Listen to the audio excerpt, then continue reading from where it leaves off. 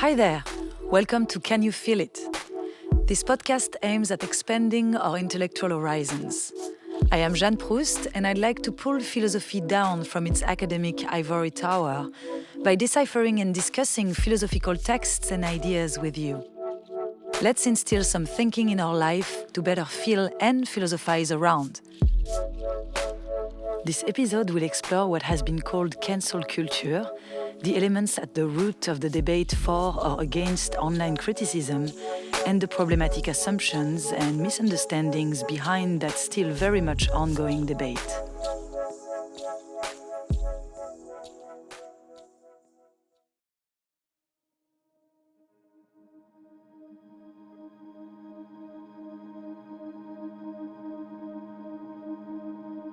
A Letter on Justice and Open Debate, July 7, 2020. Our cultural institutions are facing a moment of trial.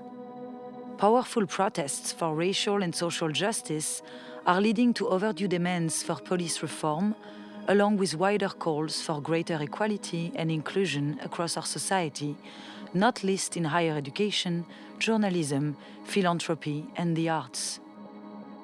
But this needed reckoning has also intensified a new set of moral attitudes and political commitments that tend to weaken our norms of open debate and toleration of differences in favor of ideological conformity. As we applaud the first development, we also raise our voices against the second. The forces of illiberalism are gaining strength throughout the world and have a powerful ally in Donald Trump, who represents a real threat to democracy.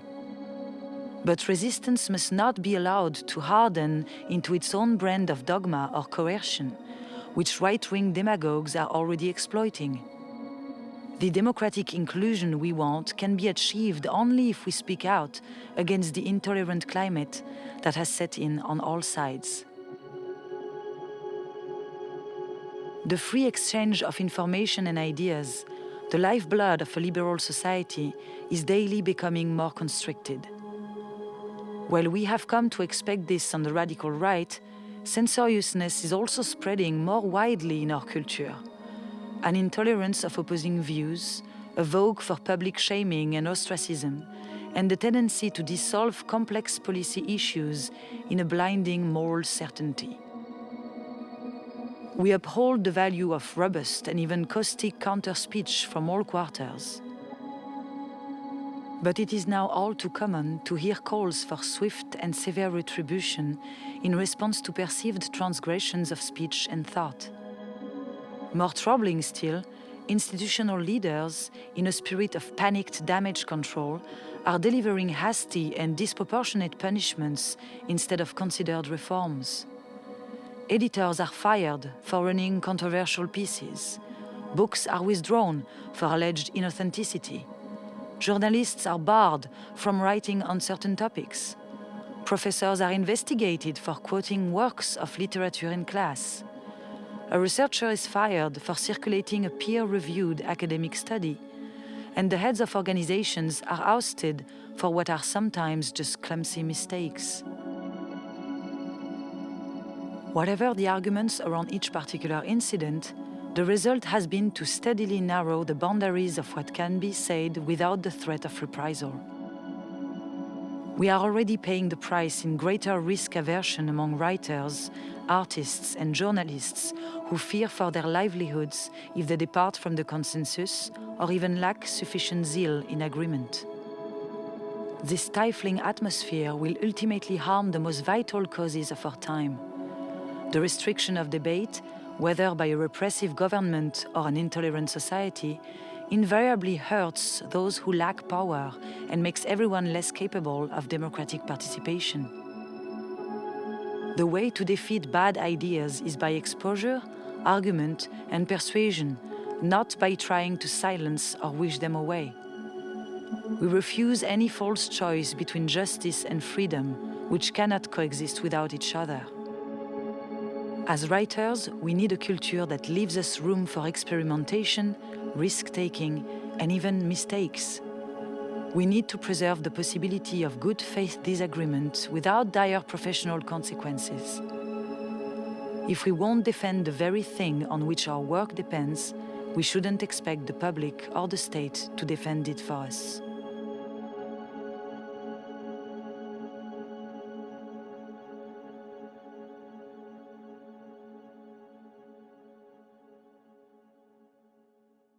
This letter on justice and open debate was published in the Harper's Magazine on July 7, 2020, and signed by 153 public figures, including academics like Noam Chomsky, but also novelists such as J.K. Rowling, feminists such as Gloria Steinem, journalists, historians, doctors, a broad array of people on the left side of the political spectrum. The letter voices worries about a growing intolerance within progressists that is said to actually provide ammunition to the right wing, who can stigmatize more easily what they call the progressist dogma, or what Trump called the extreme left fascism. The letter advocates for a greater tolerance towards differing opinions. Some might say that what the letter advocates for is therefore a platitude. We have to fight for more justice while preserving freedom of speech. Who can disagree with that? But what was interesting to me is the fact that many signatories ended up apologizing for being unaware of some of the other signatories with whom they didn't want to be associated. So we observed a fear of being cancelled by the very people who were denouncing cancel culture. Now, what does the phrase cancel culture really refer to? What exactly are the terms of this very heated debate? A common definition for cancel culture relates it to withdrawing support for public figures after they have said or done something objectionable or offensive. So there are two problematic aspects here. Is it really merely withdrawing support or positively attacking? Is it also exclusively about public figures or just about anyone? We can start by saying that cancel culture is not really a new phenomenon. If we adopt a loose definition of cancel culture by not making it the prerogative of the progressists, then cancelling, silencing, or censorship in general has as long of a history as humankind. Socrates was sentenced to death for asking the wrong questions. Socrates was sentenced to death for asking the wrong questions. But what the expression cancel culture specifically refers to over the last decade, or at least initially referred to, seems to be narrowed down to a weapon used by an anti-patriarchal and anti-racist progressive left. We've observed the removal of support for public figures as a response to what was considered their objectionable opinions. This cancelling activism mainly takes the form of online shaming, call-outs via social media platforms such as Twitter. As in the example of Me Too, many movements have demanded greater accountability from public figures, leading to sometimes public humiliations, and have led to a source of great debate over the intricacies of internet ethics. Now, the question is, has holding celebrities accountable for their opinions gone too far? And what then can be considered too far? Can free speech go too far and be weaponized? Or is free speech precisely the thing targeted by cancel culture? Are we just facing here leftist angry mobs using virtue vitriol to silence whoever disagree with them? Or have we entered a new era in which the violence of the reactions from the left can only be justified after such a long history of oppression over minorities?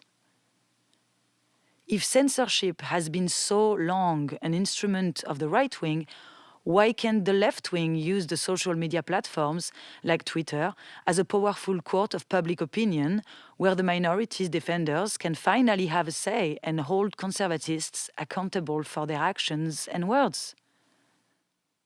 The whole cancel culture debate sometimes sounds a bit blurry, if not a false debate or a red herring, a misleading argument where everyone at the end gets accused of canceling and gets cancelled themselves.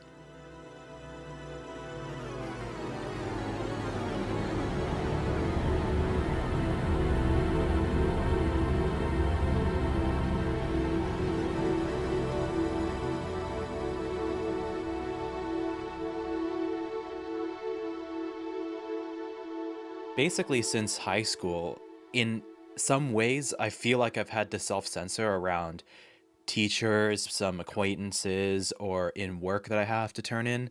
An example that comes to mind for me was my senior year of high school.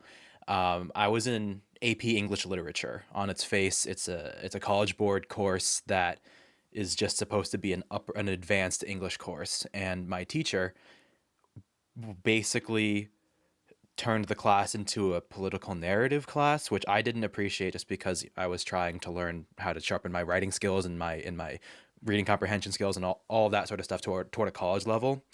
And we had papers due throughout one in the fall and one in the spring. And I knew, based on the way that she talked about her view on the world and how much time she spent on political affairs in a class that didn't necessarily have to be about political affairs, that if I wrote a paper that didn't particularly agree with her standpoint, I would get a lesser grade. I wrote a paper I tended to fall in the center on most everything. And I wrote a paper that pushed back a little bit on some of the narratives that she was talking about in class for the fall, and I got a B. And then in the spring, I wrote a somewhat similar paper, but, with the things that she was talking about in the spring, and agreeing with her, and I got an A+. And as far as I'm aware, both papers grammatically and structurally were of the same quality. I even one of my very good relationships at that school was with my history teacher. I had him for 3 years. I had him read both of my papers, and he said that neither one was better than the other one. And that was kind of the first time that I realized that this overarching phenomenon of cancel culture would be in my life. Cancel culture, I believe, is a very dangerous phenomenon for my generation specifically. 2020 turned into an incredibly divisive year in terms of US politics, and I found that what I thought were reasonable questions and what I thought were just me trying to learn more about the sorts of things that were happening in the world were generating responses from friends and acquaintances that I was bigoted and that I was racist. And I truly don't think I'm bigoted nor racist. I try to live my life without either one of those things. I'm adopted, and my family is a different race than I am. I've lived my whole life in a mixed race family and felt the repercussions of it. So I know about feeling discriminated against. I've had many people come up to me and ask who my parents were when my parents were standing right next to me. That sort of thing. So suddenly getting called out for simply asking a question, or for playing devil's advocate on something that I may agree with, but I just want to know more about this specific person's position. And instead of getting a response that was welcoming to the debate or to deepen both of our knowledges about the topic, it was just, I was struck with a label and basically shut down. When I ask somebody why, I don't get an answer. I get shut down and labeled as a bigot or told that I don't care, which is particularly hurtful because I do believe I care, and I do believe that I spend as much of my life as possible caring for others. And I find that to be really scary because I think the whole point of being a young person in college or in an educational institution, I'm lucky enough to be able to go to Fordham, my experience at Fordham should be of learning and being tested in my beliefs, finding new beliefs, discarding old ones, and generally growing and maturing as an intellectual human being. And I'm finding that, especially in the past year, that the cancel culture has started to overlap with one's ability to learn and discuss subjects that are particularly sensitive. I have friends who fall on both sides of the debate, on very extreme sides of the debate. I have friends who would cancel me for anything, basically, or cancel any of their friends for anything. It goes on their Instagram story to say, if you believe this, or if you voted for him, or anything like that, I will not be your friend anymore. And they just preach that. On the other hand, I have friends who, when they get canceled, instead of they take that hate, that frustration that they get for being pushed down, and turn it into kind of reciprocal anger. And then it just fuels the emotion, because then the person who cancels just gets the reassurance that they canceled the right person, because the person is being angry and coming at them with emotional arguments. And the person who got canceled just feels more and more pushed down and gets more and more emotional. It's kind of a vicious cycle. It's very hard to, in my opinion, to break out of it, because as it rages, it kind of naturally pushes people apart. It's shocking to me, honestly, how even if someone considers themselves a progressive but missteps once, they can no longer be in the progressive circles that they frequented. And that is really, I think that's terrible for the arguments of my generation. And because the young generations always tend to be more progressive and more accepting and open to change. And we're kind of shooting ourselves in the foot by completely rejecting people who may agree with 98% of what this one progressive may believe, but then the 2% they disagree with. That seems like a recipe for no progress, and for division taking over my generation, rather than being able to push the country forward.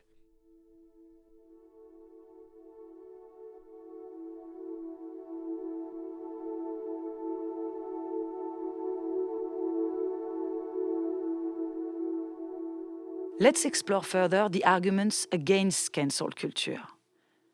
And to begin, I'd like to go back to what might be problematic in the appellation cancel culture. First, about the word cancel. When it is about being removed from social media platforms, I don't think we should be too alarmed, but canceling can take more threatening forms, unfortunately, when people might lose their jobs for having sometimes just pronounced a word that was taken out of context. There are degrees here that forbid us to call for a Manichaean answer, for yes or no to cancel culture. Okay, now what about the culture part in the phrase cancel culture? A culture is supposed to have to do with beliefs, values, goals, social practices shared by a group, and it also is defined as a sophisticated expression of the intellectual and aesthetical patrimony of a social group. Well, one might ask then, what is cultural per se about silencing opinions? Cancel culture promotes a negative stance, one might say. It is essentially criticism, but without positively suggesting alternatives to build a new culture upon.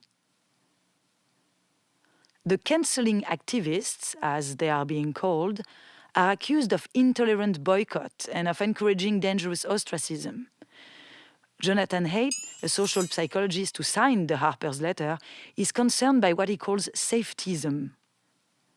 What was 10 years ago a concern for safety, like building safe environment for minorities on campuses, for instance, has turned out to feel unsafe for anyone questioning the need for such safety. Cancel culture is accused of being a toxic bullying system of dramatic narcissists. The way the cancelling is handled can seem indeed very questionable. Upstream, tweets and materials from decades ago can be considered fair game in the defamation of character of the targeted person, not considering that people might have changed their mind over time. Plus, not allowing downstream any space for redemption over past mistakes, not letting the ostracized person the possibility of answering or explaining. So the absence of listening here, the absence of understanding or contextualizing is something that remains very problematic for the people who are against cancel culture. Let's zoom into the J.K. Rowling case. People started to burn her books after she made a remark that has been perceived as anti-trans or transphobic. In June 2020, she contested the phrase people who menstruate instead of using the word woman. That ignited a backlash from the transgender community, to which she answered the following words. If sex isn't real, she said, there is no same-sex attraction. If sex isn't real, the lived reality of women globally is erased. I know and love trans people, but erasing the concept of sex removes the ability of many to meaningfully discuss their lives. It isn't hate to speak the truth. The idea that women like me, who've been empathetic to trans people for decades, feeling kinship because they're vulnerable in the same way as women to male violence, hate trans people because they think sex is real and has lived consequences, is a nonsense. Let's start by saying that Rowling's life hasn't been crushed by the criticism she faced. After all, she is still a billionaire selling tons of Harry Potter books. Still, the question remains, wasn't she in her right to voice the importance she gives to sex as an existing biological category? On the other hand, wasn't the trans community allowed to voice their concern about biological sex being considered a determining feature in a person? Rowling has been blamed for not reading the answers of her posts, while she, in turn, felt unheard or misunderstood and wanted her clarifications on her position to be read. On both sides, there seemed to have been a growing frustration, probably aggravated by the way the Twitter platform works. The social media rants Twitter allows for makes it look more like an overtly demagogical, virtue-signaling tool for influencers to preserve followers, to not lose fans. Another aspect that seems concerning about cancel culture is the fact that while it seemed acceptable as a call for accountability towards people in high power and/or towards proven rapists or racists, it seems that the target has spread down to virtually anyone. What is perceived as cyberbullying affects people who have once made one stupid joke or comment, who once wore a stupid costume, who once said something stupid as, for instance, I should be able to play any person or any tree or any animal. That was Scarlett Johansson, who has been criticized for playing roles outside of her own race and gender identity. We lose our capacity to distinguish between serious transgressions worthy of legal punishment and stupid or relatively harmless comments, sometimes coming from people who have progressive opinions themselves, creating therefore a polarization within the left that weakens its political strength. It is often said, indeed, that cancel culture contributes to the polarization of American society instead of promoting a dialogue between diverging views, which can make people question what the exact function or benefits of cancel culture are in terms of societal cohesion and common progress.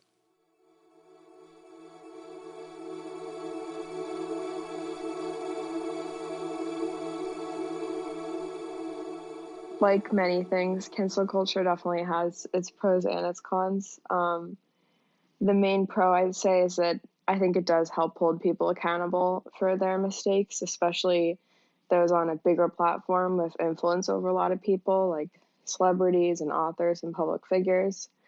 But that being said, I've seen cancel culture at home and on campus having some negative effects that maybe aren't intended but do happen. I think cancel culture sometimes can result in less dialogue around topics that are kind of challenging. The example that comes to mind for me is I'm a member of the LGBTQ community and I have a lot of straight friends, and I've noticed the effects of cancel culture with my straight friends.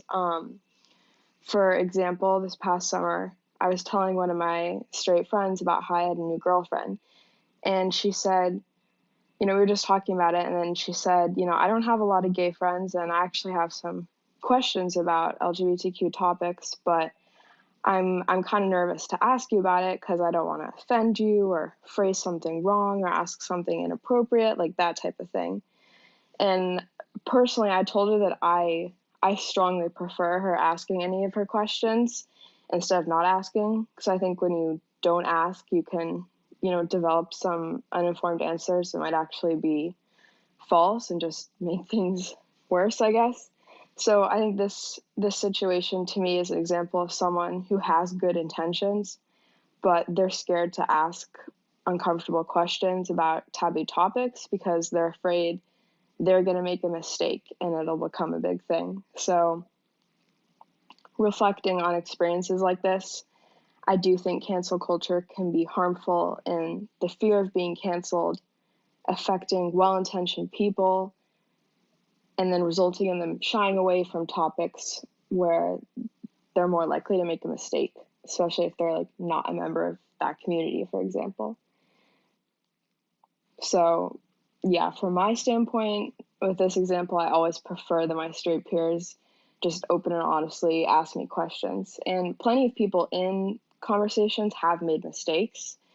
For example, a common one is someone will say, like, when they're asking it, they'll refer to being gay as a choice instead, which I would classify as a mistake. But I just pointed out, I'm like, I know you don't mean choice, but that word is, not the best word to use here. And people are receptive and they learn, and I think it works out. So I think there are people who are probably deserving of the canceling that goes on, especially in the public sphere. But in daily life, I think we have to be mindful about not letting cancel culture cancel dialogue with well-meaning people as well.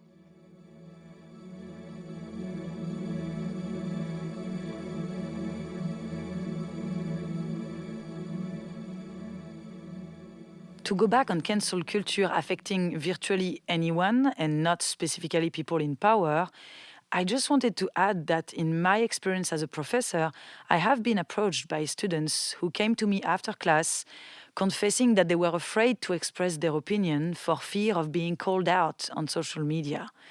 They said they were afraid of even asking questions in class, especially when discussing difficult moral questions, which I definitely found concerning. I also remember when we had a discussion in class last year about the Black Lives Matter protests, and I was quite shocked by the silence of a lot of students during class.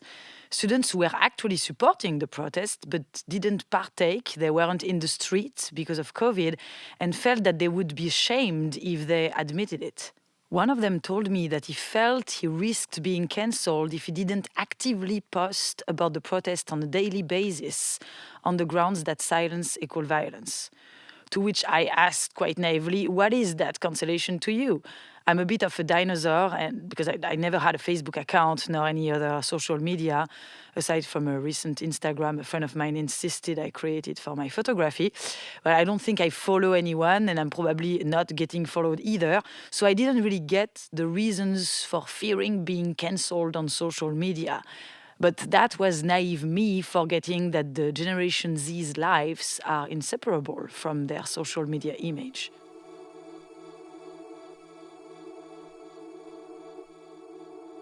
But let's now further explore the reasons why cancel culture should not be that stigmatized.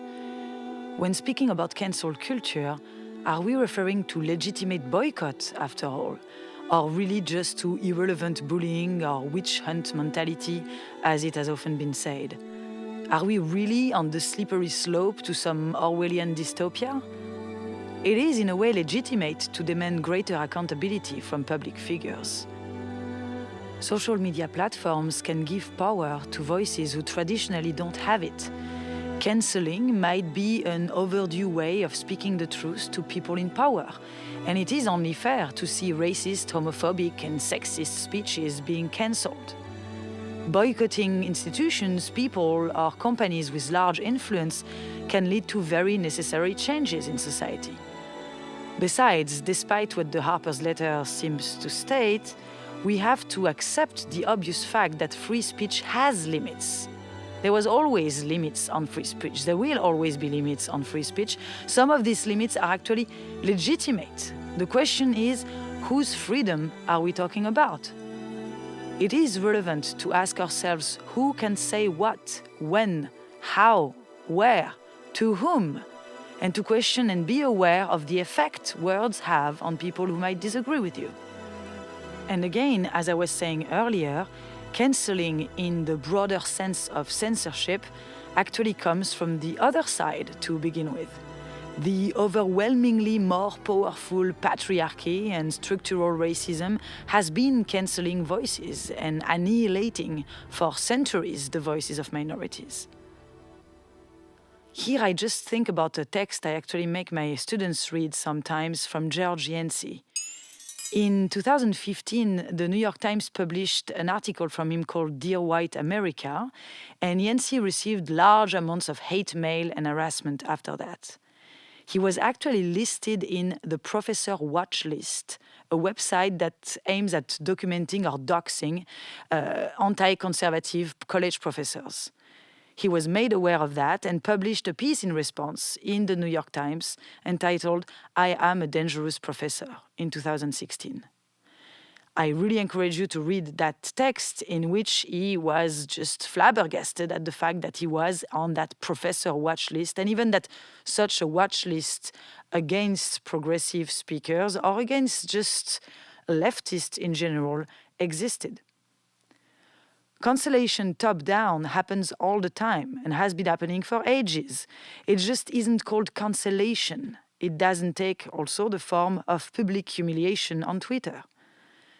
And this conflation between right-wing censorship and left-wing cancellation activism, and add to that the left-wing anti-cancellation reaction to cancellation, already takes place to the point where everyone seems to be throwing the hot potato of being responsible for cancellation to the other camp, making, to say the least, the debate quite frustrating at times.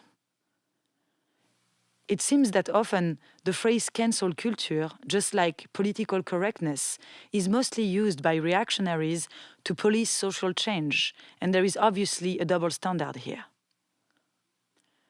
Some people against the left-wing cancel culture have compared activists to Maoists during the Chinese Cultural Revolution from 1966 on. Mao would call on students to purge those that had betrayed the revolution. You probably are familiar with the widespread violence that happened then, with libraries being burned to the ground by Red Guards, murders, etc., refusal to grant medical aid to those considered counter-revolutionaries, etc. This parallel needs to be nuanced. We might be surfing on a slippery slope, but in the cancel culture we're facing, no one is incarcerated for being considered anti-progressist. No one has been murdered yet just because they say the word that has been then taken out of context. And indeed, the murders seem to be imputable to the other side. In fact, the people that are being supposedly unjustly cancelled are not reduced to absolute silence, nor part of a marginalized minority. Cancel culture has and will continue to have a significant impact on the future of political discourse, but also university education, in our professional careers, and in simple conversations between individuals in the private sphere. I certainly don't have solutions for de-escalating the ongoing fights, though I am tempted to call Joël Jammal, who in July 2020, in the Australian magazine Spectator, said the following: "So how do we solve this circular firing squad, as Barack Obama put it in April 2019? Well, we need cancel culture herd immunity. If 50% of people get cancelled, then it will nullify the concept of being banned because everyone else is also deemed persona non grata." Joking aside, the judgment of people who might perceive cancel culture as a tyrannical and totalitarian orthodoxy of political correctness would lack nuance just as much as extreme forms of that cancelling activism. For instance, when words are taken out of context and careers of people who are neither racist nor sexist are affected. So not only there is a lack of nuance in this debate, but probably also a self-righteousness where both sides seem to be taking themselves perhaps a bit too seriously and easily forget to look at their own flaws before compulsively attacking the opponent.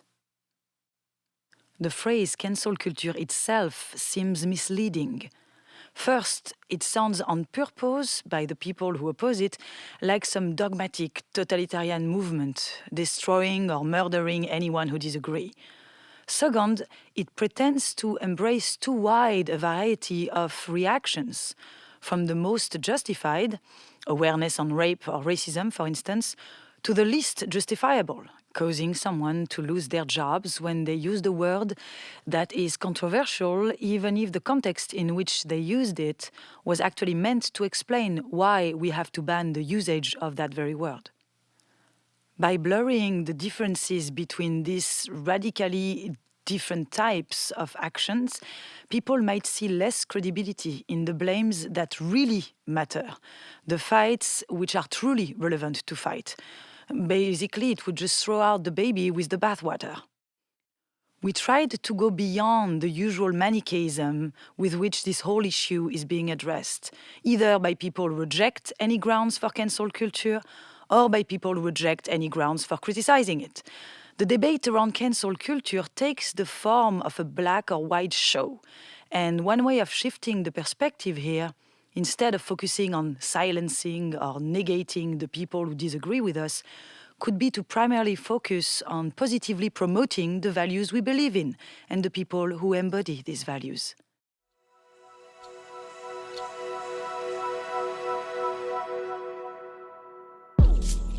Thank you for listening to Can You Feel It?, a podcast where we explore the world with a philosophical lens.